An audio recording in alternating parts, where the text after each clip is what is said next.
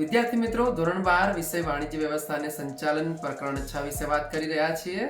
તો સૌથી પહેલા જોઈ લઈએ, સામાન્ય શબ્દોમાં કહીએ તો દોરવણી એટલે તાબેદારોને માર્ગદર્શન આપવું, તેમને કામગીરીથી વાકેફ કરવા, તેમના ઉપર દેખરેખ રાખવી અને તેમનો કાર્યજુસ્સો ટકાવી રાખવો એવો થાય છે. તો અહીંયા તમે જોઈ શકો છો કે દોરવણી એક મહત્વપૂર્ણ કાર્ય છે, જેમાં 4 ઘટકો કયા કયા? નિરીક્ષણ, પ્રેરણા, નેતૃત્વ અને માહિતી સંચાર જેવા 4 ઘટકોને સમાવેશ કરે છે. તો પ્રશ્ન એ પૂછાય છે કે દોરવણીના 4 ઘટકો એટલે કે તત્વો કયા છે? તો જવાબ છે નિરીક્ષણ, પ્રેરણા, નેતૃત્વ અને માહિતી સંચાર. આ દસ્તાવેજમાં દરેક ઘટકની વ્યાખ્યા જોઈશું, મહત્વ જોઈશું, લાક્ષણિકતા જોઈશું અને કાર્યો વિગતવાર સમજાવવામાં આવ્યા છે. વધુમાં નાણાકીય અને બિન નાણાકીય પ્રોત્સાહનો, અબ્રાહમ માસ્લોની જરૂરિયાતનો અગ્રતાક્રમ અને સંચારના અવરોધોને દૂર કરવાના ઉપાયો જેવા સંબંધિત વિષયો પર પ્રકાશ પાડવામાં આવેલ છે. તો હવે આપણે વાત કરવા જઈ રહ્યા છીએ કે દોરવણીનો અર્થ શું છે, એનો વ્યાખ્યા શું છે અને તેની લાક્ષણિકતા વિશે વાત કરીશું. તો ચાલો એ પણ હવે તમે અહીંયા દોરવણીનો અર્થ જોઈ શકો છો કે સંચાલનના કાર્યોમાં આયોજન, પ્રબંધ, કર્મચારી વ્યવસ્થા અને અંકુશનો સમાવેશ થાય છે. આ કાર્યો દ્વારા નિર્ધારિત લક્ષ્યો અને ઉદ્દેશો પ્રાપ્ત કરવા માટે દોરવણી વ્યવસ્થાપનનો ખૂબ જ મહત્વનો ભાગ છે. દોરવણી શું છે? વ્યવસ્થાપનનો ખૂબ જ મહત્વનો ભાગ છે, ખાસ ધ્યાન રાખજો. દોરવણીનો મૂળભૂત અર્થ. દોરવણી એટલે શું? તો કે કર્મચારીઓને માર્ગદર્શન આપવું, તેમની કામગીરીનું નિરીક્ષણ કરવું, તેમને કામ કરવા માટે પ્રોત્સાહિત કરવા, તેમજ ધંધા કે એકમના કર્મચારીઓને આપવામાં આવતું સંપૂર્ણ કામકાજનું માર્ગદર્શન એટલે દોરવણી. વધુ સ્પષ્ટતા સાથે વાત કરીએ તો દોરવણી એક એવી પ્રક્રિયા છે જેમાં ઉચ્ચ અધિકારીઓ અને તાબાના કર્મચારીઓને કેવી રીતે કામ કરવું, ક્યાં કરવું, ક્યારે કરવું અને શા માટે કરવું તે અંગે માર્ગદર્શન અને દેખરેખ રાખે છે. આ રીતે દોરવણી એ સંચાલનનું એક અવિભાજ્ય અંગ છે. હવે જોઈએ કે જે વ્યવસ્થા તંત્ર જે ચાલતું હોય છે ધંધાદાયક એકમમાં, એમાં દોરવણીનું સ્થાન શું છે? તો કે દોરવણી એ સંચાલન પ્રક્રિયાનો ત્રીજો તબક્કો છે. તે યોજના ઘડવામાં, સંસાધનો એકત્ર કરવામાં, કર્મચારીની વ્યવસ્થા કરવામાં અને અંકુશ ચડાવવામાં મદદરૂપ થાય છે. દોરવણી એટલે કહી શકાય કે દોરવણી એ વ્યવસ્થાપનનું એક હૃદય છે. આગળ જોઈએ, સંચાલનની પ્રક્રિયામાં દોરવણી શું ભૂમિકા ભજવે છે? તો કે સંચાલનની પ્રક્રિયામાં દોરવણીની ભૂમિકા ખૂબ જ મહત્વપૂર્ણ છે, કારણ કે તે કર્મચારીઓની કાર્યક્ષમતા વધારવા અને તેમને કામ કરવા પ્રોત્સાહિત કરવા માટે આવશ્યક છે. દોરવણી દ્વારા કર્મચારીઓને તેમના કામ પર યોગ્ય ધ્યાન આપવા, તેમને માર્ગદર્શન આપવા અને તેમને ઉન્નતિ સાધવા માટે મદદ મળે છે. આમ પ્રસ્તાવનાના દોરવણીના અર્થને એક વ્યાપક પ્રક્રિયા તરીકે રજૂ કરવામાં આવ્યો છે. ટૂંકમાં સંસ્થાના લક્ષ્યોની સિદ્ધિ માટે કર્મચારીઓને દિશા અને પ્રેરણા કોણ પૂરી પાડે છે? દોરવણી પૂરી પાડે છે. એ ખાસ ધ્યાન રાખવું. તો હવે આપણે વાત કરી કે હમણાં આપણે દોરવણીનો અર્થ વાત કરી અને એની પ્રસ્તાવના પણ વાત કરી, વ્યાખ્યા પણ વાત કરી છે. હવે મિત્રો આપણે જોઈશું લાક્ષણિકતાઓ. તો તમે જોઈ શકો છો અહીંયા આકૃતિની જે લાક્ષણિકતા છે એનો એક મેપ તૈયાર કર્યો છે અને ધ્યાનથી સમજવાનો પ્રયત્ન કરશો. ત્યારબાદ એની વિગતવાર આપણે સમજૂતી આપીશું. તો વિદ્યાર્થી મિત્રો, તમે અહીંયા જોઈ શકો છો કે તમારી નજર સામે છે દોરવણી. દોરવણીમાં જોઈ શકો છો સૌથી પહેલું છે લાક્ષણિકતામાં હેતુલક્ષી પ્રવૃત્તિ છે. બીજી પ્રવૃત્તિ જે છે તમે જોઈ શકો છો કે સર્વોચ્ચ સ્તરથી તળિયા તરફની વાત કરી છે. તો એને આપણે તમે તમારી શબ્દોમાં ચોપડીની બીજી જગ્યાએ લખવું હોય તો એમ પણ લખી છે કે સંચાલનની, અહીંયા મુદ્દો એ છે કે બધી સપાટીએ થતું કાર્ય, બધી સપાટીએ થતું કાર્ય, આ રીતે પણ તમે લખી શકો છો. ત્રીજું છે અહીંયા સતત પ્રવૃત્તિ લખેલું છે. પાઠ્યપુસ્તકમાં સતત ચાલતી પ્રક્રિયા પણ લખેલું છે, બંનેમાં કોઈ પણ લખો સાચું છે. ચોથું છે કાર્યલક્ષી પ્રવૃત્તિ, તો ચોપડીમાં લખેલું છે કાર્યો પર દેખરેખ. આ તમારા સમજવા માટે આપેલ છે, તમે ધ્યાન રાખજો. વિસ્તૃત કાર્યક્ષેત્ર, તો પાઠ્યપુસ્તકમાં લખેલું હશે વિશાળ કાર્યક્ષેત્ર. તમે આ મુદ્દા પણ લખી શકો છો. છઠ્ઠો છે માહિતી સંચાર, પ્રોત્સાહન, નિમ્નગામી પ્રવૃત્તિ અને નવમું સંચાલકીય કાર્યનો સમાવેશ થાય છે. એક વધારાનું તમે એડ કરી શકો છો. તો અમે અહીંયા જોયું કે દોરવણીના જે લાક્ષણિકતાઓ છે એના વિશે આપણે વાત કરેલ છે. તો સૌથી જોઈ શકો છો પહેલો નંબર છે દોરવણી એક હેતુલક્ષી પ્રવૃત્તિ છે. આનો અર્થ એવો થાય છે કે દોરવણીનો મુખ્ય ધ્યેય કર્મચારીઓ પાસેથી મહત્તમ પ્રદાન એટલે કે મેક્સિમમ એની પાસેથી કામ લેવાનું થતું હોય છે. આ મહત્તમ જે કામ છે એટલે કે મેક્સિમમ જે કામ છે મેળવવાનું કેવી રીતે, કે જેના લીધે સંસ્થાના જે પરિણામો પ્રાપ્ત કરવા માટે અલગ અલગ પ્રકારના પ્રયત્ન કરવામાં આવશે.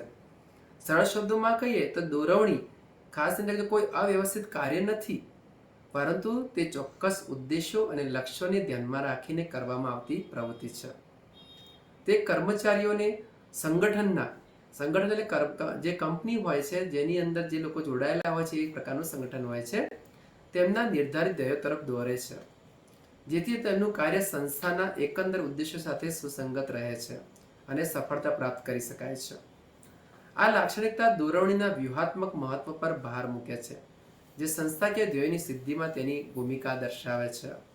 તો ખાસ ધ્યાન રાખજો, દોરવણી એ હેતુલક્ષી પ્રવૃત્તિ છે અને એમાં જે ચોક્કસ હેતુ નક્કી કરેલો હોય છે તેની દિશામાં જે પ્રયત્નો છે તેને સંકલિત કરવાનો હેતુ રહેલો હોય છે. તો બીજો પોઈન્ટ છે, જોઈ શકો છો સંચાલનની બધી સપાટીએ થતું કાર્ય.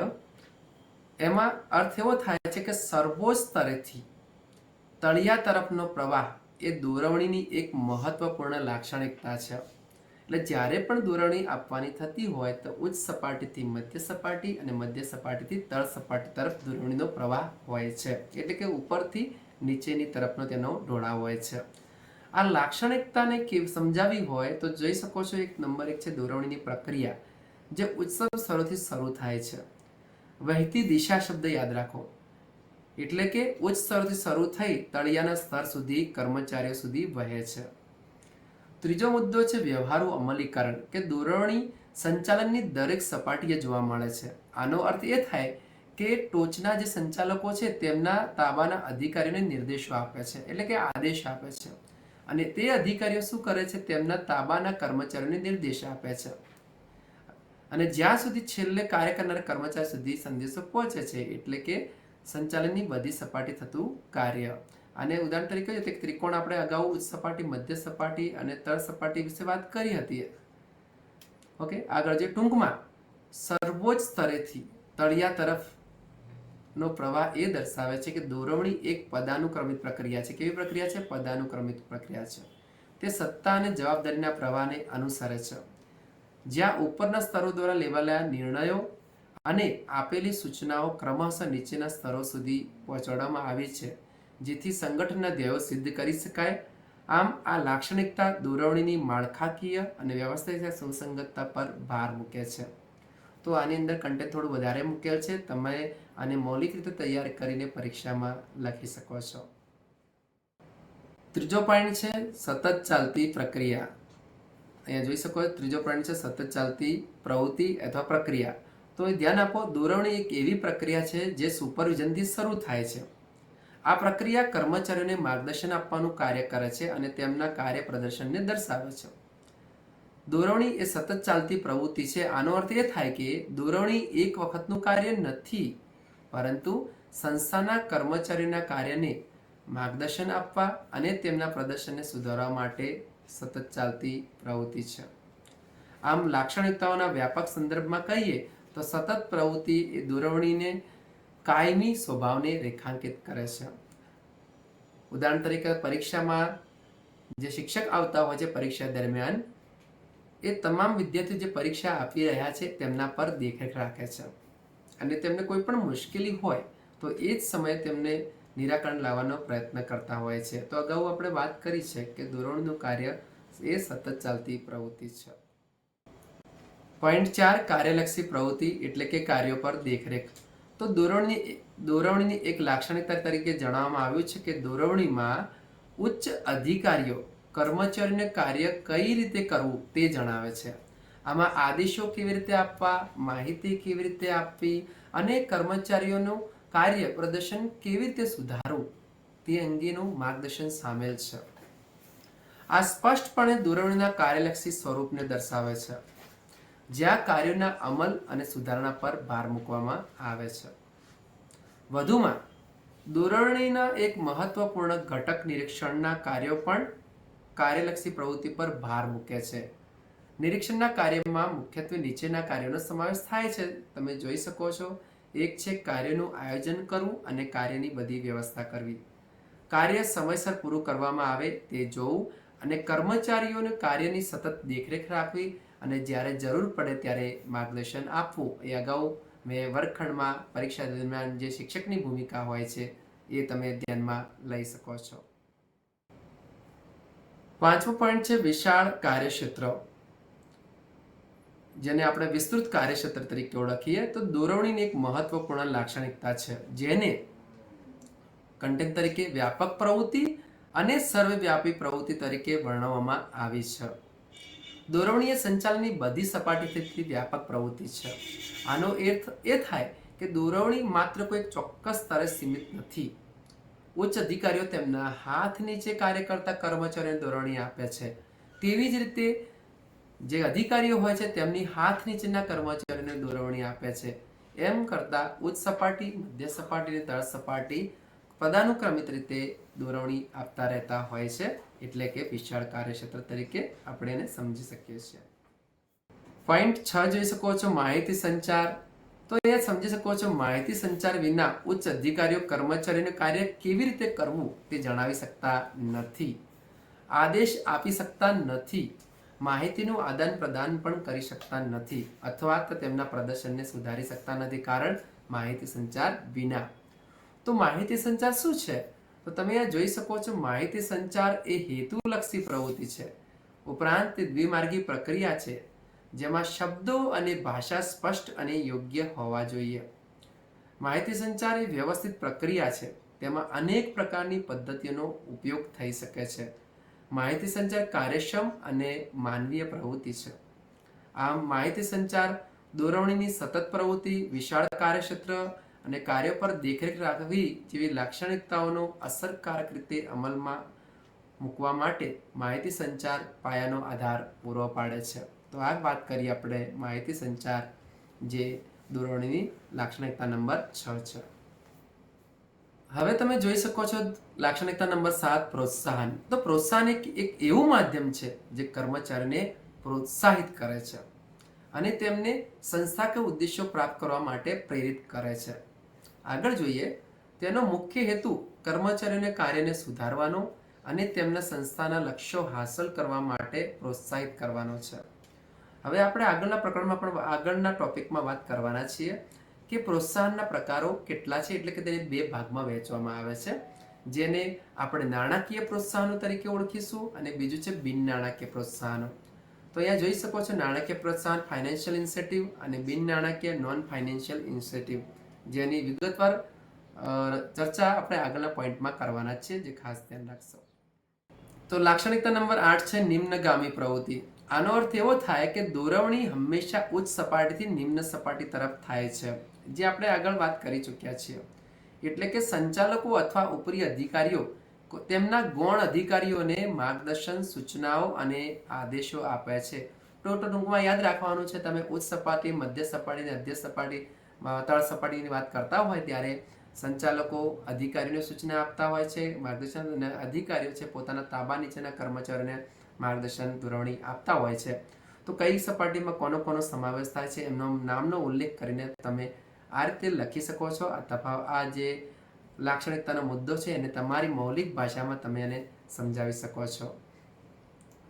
અને છેલ્લો પોઈન્ટ છે સંચાલકીય કાર્ય જોઈ શકો છો. તો સંચાલનના વિવિધ કાર્યો તમને ખ્યાલ જ છે. લ્યુથર ગ્યુલિકે જે POSD CORB સૂત્ર આપ્યું હતું એ કાર્યોનો સમાવેશની અંદર દોરવણીનો સમાવેશ થાય છે. તો એના વિશે તમારે લખવાનું છે કે દોરવણી આ તમામ કાર્યોમાં મહત્વની ભૂમિકા ભજવે છે જેના લીધે સંચારનું કાર્ય ખૂબ જ અસરકારક બની શકે છે. આ રીતે આપણે વાત કરી છે દોરવણીની લાક્ષણિકતાઓની વાત કરી, અને હવે આપણે વાત કરીશું દોરવણીનું મહત્વ. તો જેની આકૃતિ તમે જોઈ શકો છો, મેપ જોઈ શકો છો આ જ વિડીયોમાં, અને આવતા વિડીયોમાં આપણે એના વિશે કન્ટેન્ટ વિશે વાત કરીશું. Thank you.